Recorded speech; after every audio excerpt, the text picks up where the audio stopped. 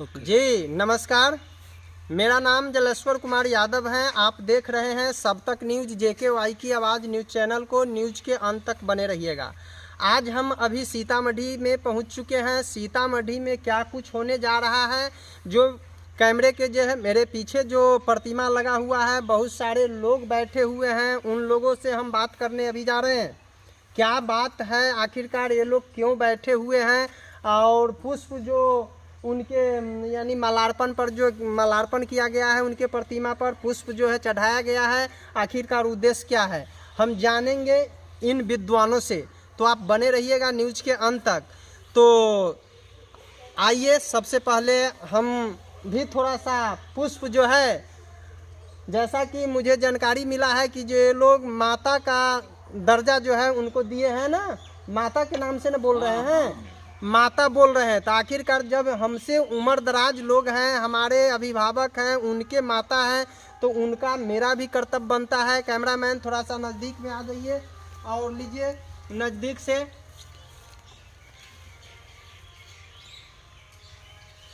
तो सबसे पहले श्रीमान आप थोड़ा सा आइए, इधर इधर कैमरा की ओर देखिए। हमारे बगल में जो मुख्य अतिथि हैं, इनसे ही मैं जान रहा हूं इनका सेल्फ इंट्रोडक्शन। श्रीमान आपका, आप थोड़ा सा आगे आ जाइए, उतना दूर से नहीं, आगे आ जाइए। आप अपना पूरा नाम हमारे ऑडियंस को बताइए। मेरा नाम है जीवनाथ साफी, रिटायर्ड टीचर हूँ।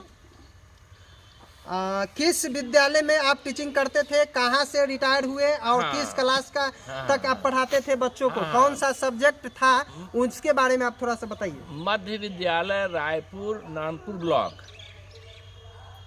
सब्जेक्ट आपका कौन था? हमारा सब्जेक्ट हिंदी था और संस्कृत था। आज जो है हम जो देख रहे हैं, आप सेवानिवृत्त हो चुके हैं, अब चले हैं लोगों को सुदृढ़ करने के लिए, जो हमारा समाज कैसे अच्छा तरीके से काम करेगा, तो उसके बारे में इस सारी जो भीड़ है, लोग जो बैठे हुए हैं, मैं थोड़ा सा आपके मुखारबिंद से जानना चाह रहा हूँ। इनके बारे में थोड़ा सा आप डीपली बताएंगे हमारे ऑडियंस को। हाँ, तो इनके बारे में हमसे भी अधिक डीपली हमारे प्रोफेसर साहब बताएंगे। और ये कार्यक्रम जो उमेश जी यहाँ किए हैं, ये बहुत ही जागरूक लोग हैं। और हमारे देश में जो अभी धंधा चल रहा है, हम लोगों को बरसों से हम लोगों को पीछे छोड़े हुआ है, शिक्षा से वंचित किए हुए था। लेकिन अब शिक्षा में हम लोग जुड़े हैं, और हम लोगों को पीछा करने के लिए हमारे समाज में जो लोग उभरते हैं, उनको तरह तरह से तंग किया जा रहा है।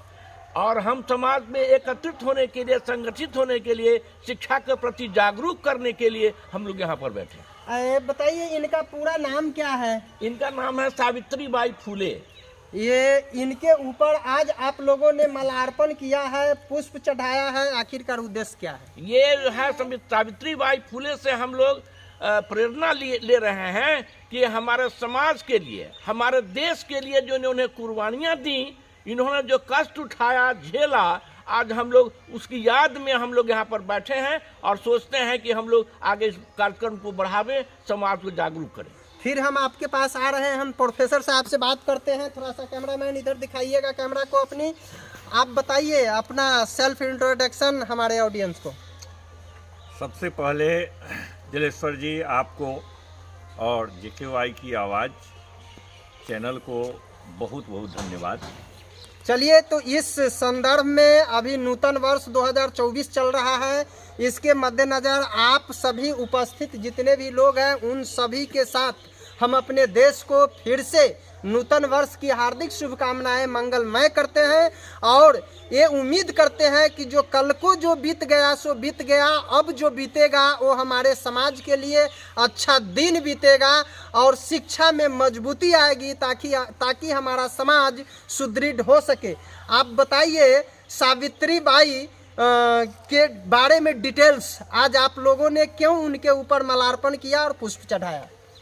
सर्वप्रथम मैं यह बता दूं कि मेरा नाम लाल बाबू राय है, और रीतलाल सुरदीप यादव कॉलेज में केमिस्ट्री के हम प्रोफेसर के पद पर हैं। सर्वप्रथम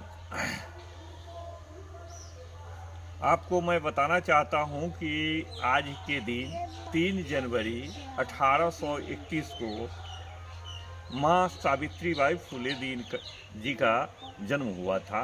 तो आज हम लोग उनका जन्मदिन मना रहे हैं। माँ सावित्रीबाई फुले भारत की प्रथम महिला हुई हैं जो शिक्षा के अलख जगाने का काम की, और इन्होंने प्रथम जो है महिला विद्यालय की स्थापना इन्होंने किया, और भारत की प्रथम शिक्षिका हैं माँ सावित्रीबाई फुले जी। आपने माँ का दर्जा इनको क्यों दिया? आखिरकार ये आपके लिए और हमारे समाज के लिए क्या किए हैं?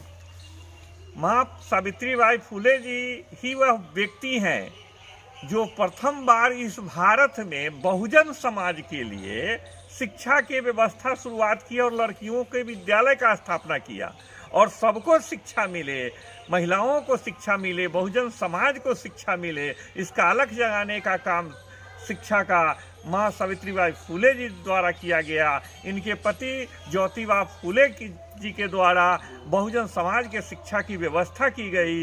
इसीलिए यह इस देश के जो है हम लोग इनको शिक्षा की देवी के रूप में स्वीकारते हैं और शिक्षा के देवी के रूप में इनको पूजते हैं। इसीलिए इनके का जो है आज जन्मदिन मना रहे हैं। और वैसे जो भारतीय जो दर्शन में भारतीय समाज में लोग सरस्वती पूजा करते हैं, उसका कोई औचित्य नहीं है, कोई अस्तित्व नहीं है। यह माँ सावित्रीबाई फुले ही हैं जो भारत की प्रथम सरस्वती कहिए, लक्ष्मी कहिए, ज्ञान की देवी हैं। इसीलिए यह हमारे प्रेरणा स्रोत हैं, इसलिए इनका जन्मदिन हम लोग मनाते हैं। एक चीज बताइए, 3 जनवरी सन कितना बताए हैं इनका जन्म? 1831, यानी 3 जनवरी 1831 के दिन माँ सावित्रीबाई का जन्म हुआ था। और एक किस जाति से आते थे? माली। या माँ सावित्रीबाई फुले जी का जो परिवार था, उनका कारोबार फूल का कारोबार था, फूल के बेचने का तौर करके। तो इसलिए हम कह सकते हैं बिहार के संदर्भ में जो हमारे माली समाज है उसी समाज से आती है। यानी माली समाज से आने वाली माँ सावित्रीबाई जो आज देश को कुछ दिया, क्या इनका इतिहास है? इनका बहुत ही इतिहास है और लिखित इतिहास है। यही तो बात है कि माँ सावित्रीबाई फुले जी का, ज्योतिबाई फुले जी का, इन्हीं लोगों का इतिहास है और लिखित इतिहास है। अन्य जो हम लोग जो मनाते हैं सरस्वती पूजा, उसका कोई लिखित इतिहास नहीं। आपका कहना है श्रीमान, जो हमारा समाज सरस्वती पूजा जो मना रहा है वो सरस्वती पूजा न मनाए? निश्चित रूप से वह सरस्वती पूजा जो है वह काल्पनिक है और उसका जो है कहीं कोई औचित्य नहीं है, कोई अस्तित्व नहीं है। हमारे इस देश की जो सरस्वती कहिए और ज्ञान की देवी कहिए, शिक्षा की देवी कहिए, वह माँ सावित्रीबाई फुले जी है। और हम पूरे समाज जो है माँ सावित्रीबाई फुले जी का जन्मदिन मनाते हैं तो और मनाएंगे। श्रीमान ठीक है, आपको जो मैं देख रहा हूँ दर्जनों लोग यहाँ पर अभी हमारे कैमरे के साथ हैं। सिर्फ दर्जन लोग ही इस माँ सावित्रीबाई को मान ले जो विद्या की देवी है, लेकिन आपका हिंदुस्तान के यानी सब लोग मान रहे हैं कि जो नहीं, माता सरस्वती विद्या की देवी है। इस पर क्या आश्वस्त करना चाहेंगे हमारे समाज को? हमारा समाज कैसे बदलेगा? आप देवी है लेकिन आपका समाज कह रहा है माता सरस्वती विद्या की देवी है। आप स्पष्ट कीजिए हमारे ऑडियंस को। देखिए जब जलेश्वर बाबू, क्योंकि मेरा जो समाज है यह बहुत सारी जो सच्चाई है, जो वास्तविकता है, उसे दबा करके रख दिया गया मनुवादी विचारधारा के मानने वाले लोगों के द्वारा। और उसी के तहत बहुत ऐसे हमारे महापुरुष हुए हैं, ज्योतिबा फुले, माँ सावित्रीबाई फुले, बाबा साहब भीमराव अंबेडकर साहब, और माँ सावित्रीबाई फुले जी के सहयोग करने वाले जो थे इनके विद्यालय खोलने में, वह फातिमा शेख थी उनका। और ऐसे ही जो है साहू जी महाराज हुए, है ना।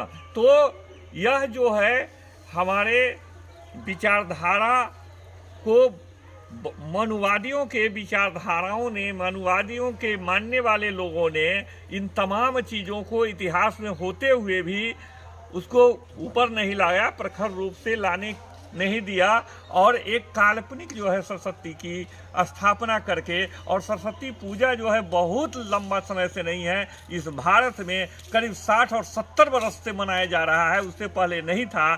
जबकि माँ सावित्रीबाई फुले जी आज से करीब 150 वर्ष पहले हुई है और इधर आकर के सरस्वती पूजा भारत में शुरू हुआ। हम फिर प्रोफेसर साहब आपसे हम आ रहे हैं। अब बगल में सर्वश्रेष्ठ व्यक्ति बैठे हुए हैं, इनसे मैं थोड़ा सा जान लूं। आप अपना पूरा नाम बताएंगे। श्री कृष्ण राम, रूनी शहरपुर मेरा घर है। किस कोई विभाग में आप कार्यरत थे मैं या शिक्षक से रिटायर हूँ। कब रिटायर किए आप? 9 साल हो गया। किस विद्यालय में पढ़ाते थे? गुड़गम्मा मध्य विद्यालय में पढ़ाता था। कौन सा विषय था आपका? मेरा सब विषय था, हिंदी, अंग्रेजी, संस्कृत, यानी मिडिल स्कूल में जितने भी पढ़ाई होती है, जो सारे सिलेबस है, सब्जेक्ट को सब मैं चीज पढ़ाने को वाला आप देखते थे। हाँ। आप बताइए, आप जब रिटायर हो गए, आज जो इन लोगों के साथ जो बैठे हैं और माँ सावित्री बाई का जो प्रतिमा है, आखिरकार यहाँ बैठने का क्या उद्देश्य है, हमारा समाज आपसे जानना चाह रहा है। माता क्योंकि आप एक सर्वश्रेष्ठ व्यक्ति हैं और उम्रदराज व्यक्ति हैं, टीचर से रिटायर हुए हैं। आप हमारे समाज को पूरी तरह संतुष्ट करिए। जैसा कि प्रोफेसर साहब ने बताया कि जो सरस्वती पूजा नहीं करना है, जो माँ यानी माँ सावित्री बाई की पूजा करना है, तो हमारे समाज को आप स्पष्ट करिए, कैसे करेंगे हमारा समाज? माता सावित्री बाई इस देश की, भारतवर्ष की प्रथम महिला हैं जो हमारे दलित, दबे कुचे, बहुसंख्य समाज के बच्चे बच्ची को पढ़ाने का काम की। माताजी जब विद्यालय चलती थी तो बदमाश जाति के लोगों ने हमारे माताजी के देह पर महिला सब गोबर, धूल, कीचड़ पड़ाने का काम करती थी। उसके बाद माताजी, अब हम सोच लिए कि दूसरे रोज से माताजी एक झोला में दूसरी साड़ी लेकर के जाते थे और वहाँ पर प्रति रोज माताजी को गोबर, कीचड़, धूल पड़ा उनके देह पर, पोशाक पर, साड़ी पर पड़ा दिया जाता था। माताजी विद्यालय पर पहुँच करके साड़ी बदल करके और हमारे समाज के बच्चे को पढ़ा करके जगाने का काम की। अच्छा, आप एक बताइए, ये माँ सावित्री बाई फुले माली जाति से आ रहे हैं, आप राम जाति से आ रहे हैं, तो आपके जो जाति के जो लोग हैं वो तो मायावती को कह रहा है कि जो वो हमारा पूजनीय है, और उधर जो माझी समाज है वो माझी समाज कह रहा है जीतन राम माझी हमारा पूजनीय है। तो आप कैसे इनको कह रहे हैं पूजा करने के? इसलिए कि माताजी हमारे समाज के तमाम बच्चे को पढ़ाने का काम की, शिक्षा देने का काम की। इसलिए अंकल जी एक चीज हमको आश्वस्त करिए, हमको नहीं आश्वस्त करना है, आपको अपने समाज को आश्वस्त करना है। आपके राम जाति के जो लोग हैं, मायावती, जैसे चुनाव होता है, मैं तो आप किसी व्यक्ति विशेष पर नहीं जाना चाहता हूं, लेकिन आप जो बात कर रहे हैं इसके लिए मुझे बताना जरूरी पड़ गया।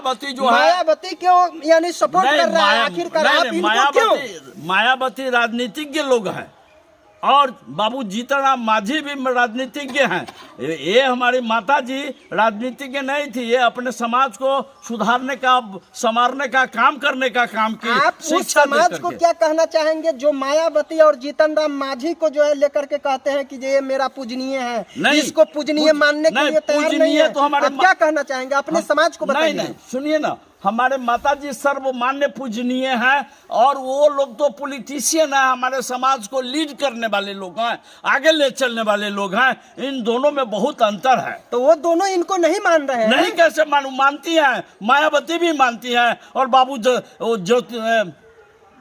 क्या कहते हैं, जीतन राम माझी भी, जीतन राम माझी और मायावती, अगर इनकी आवाज आप सुन रहे हैं, आपके यानी समाज से आते हैं, इनका कहना है कि जो आप जो बोल रहे हैं माता सरस्वती का पूजा करने के लिए, मैं जो बोल रहा हूं माँ सावित्री बाई की पूजा करने के लिए, आपका समाज जो है उधर जा रहा है माँ सरस्वती की ओर। उस समाज को कहिए, आप क्या कहना चाहेंगे? समाज में हमारे समाज के लोग पढ़े लिखे नहीं हैं और माता सरस्वती सावित्री बाई के बारे में उन्हें ज्ञान नहीं है, जानकारी नहीं है, और सरस्वती तो हमारे समाज के लोग हैं नहीं, और उसको किसी ने देखा नहीं। उसको तो माटी का धुआं बना करके लोग पूजा करता है, न हिलता है, न डोलता है, न बोलता है, न चलता है, न कुछ दे सकता है। वो हमको क्या देगी? हम अपने कर्म से यहाँ तक आए हैं, और माता सावित्री बाई का देन है जो हम इस धरातल पर इतना बोलने का काम करते हैं।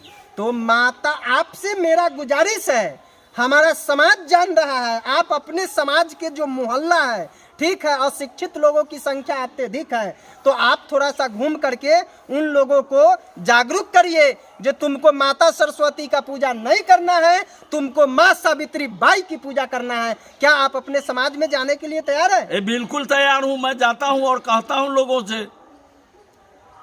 ठीक है, हम फिर आपसे मिल रहे हैं, ठीक हमारे है। साथ बैठिए आप। ठीक है। हमारे साथ और लोग हैं। अब थोड़ा सा, आप तो चुनाव लड़े हुए लोग हैं, अपना नाम जो है प्रमुखता से बताइए हमारे ऑडियंस को। मेरा नाम मदन राय हुआ कॉमरेड।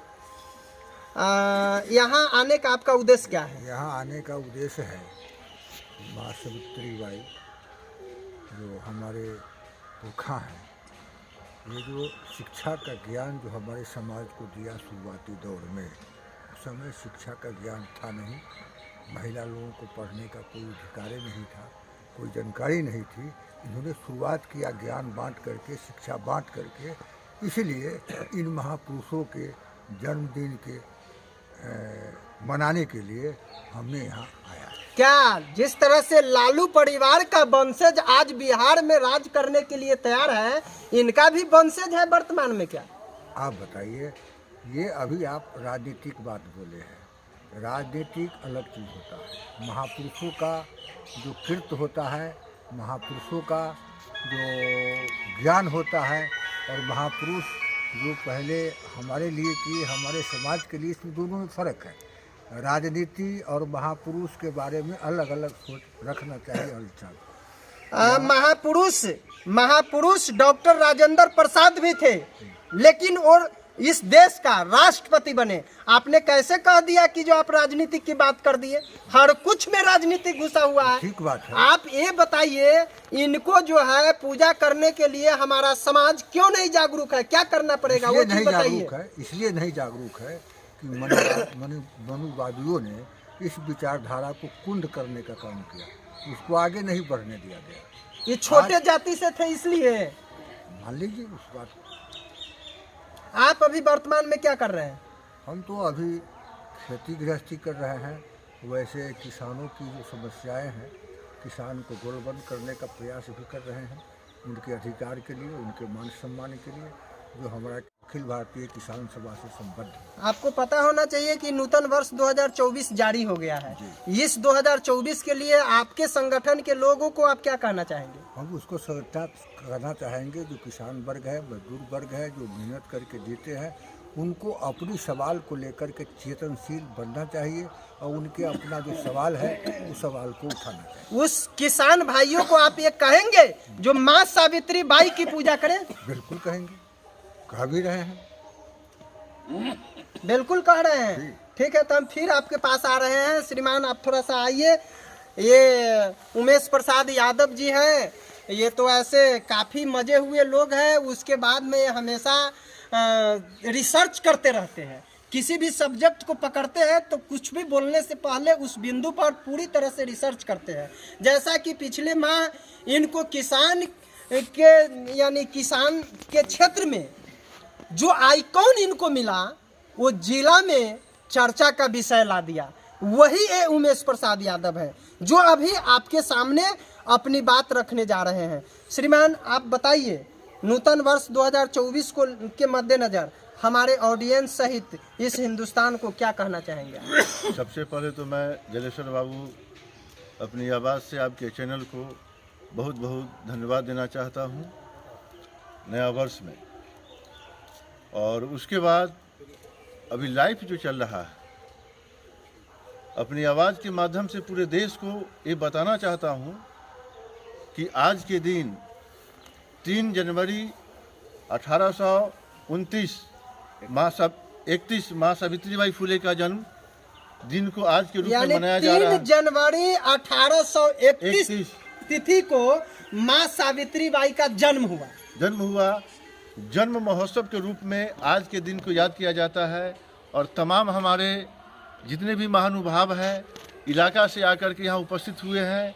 आज के डेट सावित्रीबाई फुले को याद किया जा रहा है कि माँ सावित्रीबाई फुले ऐसी महिलाएं थी जो 150 वर्ष लगभग होने जा रहा है कि एक देश की प्रथम शिक्षिका थी और शिक्षा की अलग जगाने की इन्होंने काम किया। और उस समय इनको इतना परेशानी के सामना करना पड़ा और उस परेशानी के सामना को झेलते हुए आगे बढ़े, कभी अपने पथ को पीछे की ओर नहीं ले गए। जैसे पूर्व वक्ताओं ने बताए हैं कि जब इनको ऊपर कीचड़ और मैला उछाला जाता था तो माँ सावित्रीबाई फुले डबल वस्त्र लेकर के झोला में जाती थी और विद्यालय में जाकर के उस कपड़ा को, जिस कपड़ा में मैला लगा रहता था, उस कपड़ा को हटाकर और दूसरी साड़ी पहन करके बच्चे को पढ़ाने के काम करते थे। आखिरकार इनके ऊपर कीचड़ फेंकने वाले कौन लोग थे? सामंतवादी विचारधारा के लोग जो थे इनको ऊपर कीचड़ डालते थे, मैला डालते थे कि महिलाएं का जो पढ़ाई है वो नहीं करें। आज तो आपके नीतीश कुमार लड़कियों को जो है, महिलाओं को जो है 50% आरक्षण दे दिया। बिल्कुल बिल्कुल जलेश्वर बाबू, महिला को थोड़ा अगर प्रेफरेंस महिला को दिया गया है गवर्नमेंट के द्वारा तो हमारी बहनें आज के डेट में माउंट एवरेस्ट पर परचम लहरा दी और चांद पर भी चली गई।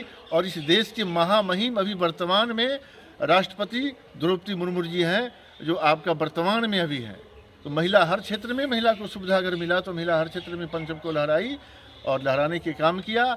और सावित्रीबाई फुले जो है प्रथम महिला टीचर के रूप में अलग जगाई हर जगह। इनका उपलब्धि हुआ, इनका मतलब आज के डेट में याद किया जाएगा उपलब्धि का देख करके। अच्छा, आखिरकार इनकी बातों को ग्राउंड लेवल पर क्यों नहीं उतारा जा रहा है? क्यों नहीं हमारा गली में, गांव में, गमई में, देहात में, शहर में जो नहीं कुछ जानने वाले हैं, अनपढ़ गंवार लोग हैं, वो माँ सरस्वती को जान रहे हैं, अंगूठा छाप लोग भी, लेकिन पढ़ा लिखा विद्वान भी माँ सावित्रीबाई को नहीं जान रहे हैं। क्या कहना चाहेंगे? इसलिए नहीं जानता है कि वो इतिहास नहीं पढ़ा है। अब भारत की जो इतिहास को लिखा गया, वो भारत की इतिहास की पढ़ाई जो होती है विद्यालय में, वो इतिहास मूल रूप से सही इतिहास नहीं है। मूल रूप से अगर कहिएगा तो पेरियार ईवी रामास्वामी नायकर जो केरला के थे, ज्योतिबा फुले साहब सावित्रीबाई फुले के पति थे।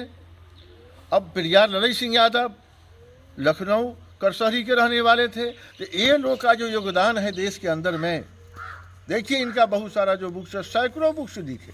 पेरियार ईवी रामास्वामी नायकर, पेरियार ललई सिंह यादव, ज्योतिबा फुले, माँ सावित्रीबाई फुले, इन्होंने जो बुक्स को संग्रह किया वो बुक्स को जला दिया गया मनुवादियों के द्वारा। तो कैसे फैलेगा, लोग की जानकारी कैसे मिलेगी? एपिसोड के माध्यम से भी नहीं हो रहा है और बुक्स को तो जला दिया गया। इससे पूर्व आपको हम बताए थे कि नालंदा यूनिवर्सिटी को कहा कि 6 महीना जलते रह गया, ऐसा कोई मुझाने वाला नहीं था। सारे बुक्स को तो वहाँ जला दिया गया जो बौद्धों का बुक्स था। और इनका पेरियार साहब का जो भी लिखा हुआ जो सच्ची रामायण है वो 2-4 बुक्स रहा, नहीं तो सारे बुक्स को देश में जला दिया गया। जो जहाँ पाया वहाँ जला दिया मनुवादियों ने। बहुत सारे बुक्स जो है, अभी इत्सिंग जो लिख करके गया था आपका 11वीं सदी में, तो इत्सिंग का लिखा हुआ आपका हिस्ट्री जो है चाइना का लाइब्रेरी में। अलब्रूनी जो लिख करके गया बुक्स, उनका लिखा हुआ इंग्लैंड के लाइब्रेरी में है, सऊदी के लाइब्रेरी में है। तो उस बुक्स को देखिए, पढ़िए उस समय के भारत क्या था मेरा। तो वो तो सिलेबस में भी पढ़ाई नहीं होती है। सरकार के द्वारा जो सिलेबस तैयार किया जाता है उसमें कोई भी CBSE माध्यम से हो या बिहार बोर्ड से हो, ICSE बोर्ड से हो, किसी भी बोर्ड से इस सिलेबस में तैयारी नहीं किया जाता है कि उसको सच्चे इतिहास को पढ़ाया जाए कि हमारे पूर्वज क्या थे। तो सावित्रीबाई फुले को लोग कैसे जानेंगे? ईवी रामास्वामी नायकर को कैसे जानेंगे? पेरियार ललई सिंह यादव को कैसे जानेंगे? पेरियार ललई सिंह यादव 70 बीघा जमीन बेच करके अपना प्रेस में छपवाने के काम किया। और उस बुक्स को 70 बीघा जमीन यूं ही नहीं होता है, जो पूरा जीवन अपना अछूतों के लिए समर्पण कर दिया। कुआं इनार में से पानी नहीं भरने दिया जाता था, वैसे हालत में भूखमरी के लोग शिकार हो गया। पानी पीने के लिए लोग पानी के बिना मर जाता था, वैसे व्यक्ति के लिए, वंचित के लिए, शोषित के लिए, दबे के लिए कुआं खुदवाने के काम किया। आखिर ज़मीन बेच के उन्होंने कुआं खुदवाने के काम किया, ज़मीन बेच करके प्रेस में पत्रिका छपवाने के काम किया, बुक्स छपवाने के काम किया, और फिर उस बुक्स को मनुवादियों के द्वारा उसको जमा करके उसको आग फूक करके लाइब्रेरी में जैसे जला दिया नालंदा को, वैसे जला देने के काम किया। हाल फिलहाल लालू यादव ने मुख्यमंत्री बने तो उनके टाइम में भी तो आप देखें कि न्यूज़ सेक्रेटारिएट में आग लगवा दिया गया और न्यूज़ सेक्रेटारिएट जलता रह गया 2 दिन तक। तो पानी का मशीन मंगवा करके बुझवाने का सर काम किया। पिछला एपिसोड में जो आपकी बातें जो निकल कर आई वो पूरे जिला ही नहीं देश के कोने कोने में तहलका मचा करके रखा और विभिन्न जगहों से ब्राह्मण समाज के लोगों ने मुझे जो टॉर्चर किया, जो उमेश प्रसाद यादव सिर्फ यादव की बात करते हैं और समाज के लिए बहुत बड़ा घातक है, उन ब्राह्मण समाज को आप क्या कहना चाहेंगे? जी, मैं उस ब्राह्मण समाज को सादर पूर्वक मैं विनती करता हूं कि हमसे डिबेट करे और कमेंट के माध्यम से हमसे पूछे, हमसे जवाब ले। हम कोई पागल नहीं है कि उनको हम गाली दे देंगे। उनके द्वारा लिखा गया, वेद व्यास के द्वारा लिखा गया 18 पुराण, 4 वेद, 6 शास्त्र, बहुत सारे उपनिषद, सबको मैंने 20 साल तक अध्ययन करके अपने अलमारी में रखा हूँ। एक एक चीज को मैं बताऊंगा कि उनके पूर्वज का जो मौका मिला मनु जी का, तो मनुवादी व्यवस्था ने, मनु जी ने ऐसा लिख दिया, छूत भेदभाव छुआछूत सबसे भर दिया।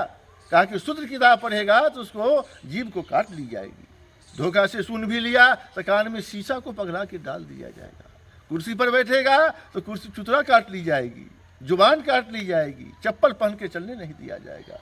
बाबा साहब 3 विषय से पीएचडी करने के बाद हिंदुस्तान में जब आए तो उनके साथ इतना बड़ा भेदभाव किया गया, इतना बड़ा भेदभाव किया गया। जब बाबा साहब एक ऑफिसर के रूप में कार्य कर रहे थे तो उनको एक चपरासी ने फाइल बींग के दिया करता था।